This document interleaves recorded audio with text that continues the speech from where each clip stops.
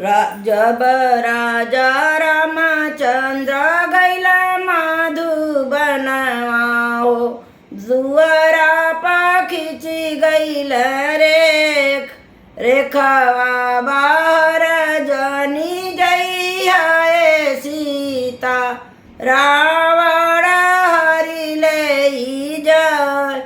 जोगिया के भेष धैले आइला रावण वाओ, दुआरा पर कर जय कर।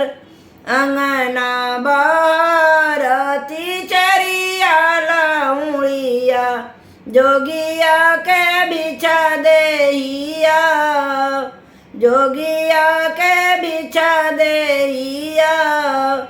तुहरे ही हाथे चरिया बिछा नहीं लेबो, जीनी बोलेली ऊनी दे, जीनी बोलेली ऊनी दे।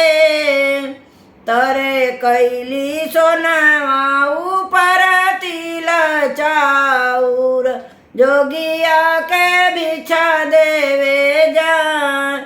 रेखा भीतर सीता धर्म नहीं होला, रेखा बाहर चलिया।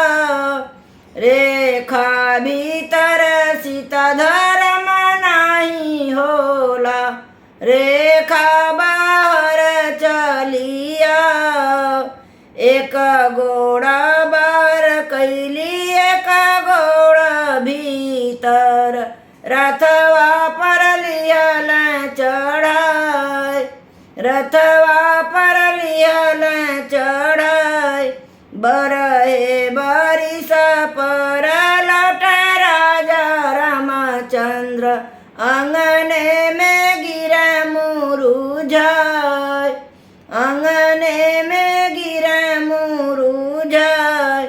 किया हमरे सीता के दैया हरिले गईला, किया सीता गईली लोभ। किया हमरे सीता के दैया हरिले गईला, किया सीता गईली लोभ। अंगना भारत के चेरिया लाउड़िया हो, सुनी प्रभु अरज हमार, सुनी प्रभु अरज हमार। नहीं हमरे सीता के दैया हरिले गईल हो, नहीं सीता गईली लोभ, नहीं सीता गईली लोभ। जोगिया का भेष धैले आइला रावण वाहो, रथवा पर लिहल चढ़ाई। जोगिया का भेष धैले आइला रावण वाहो, रथ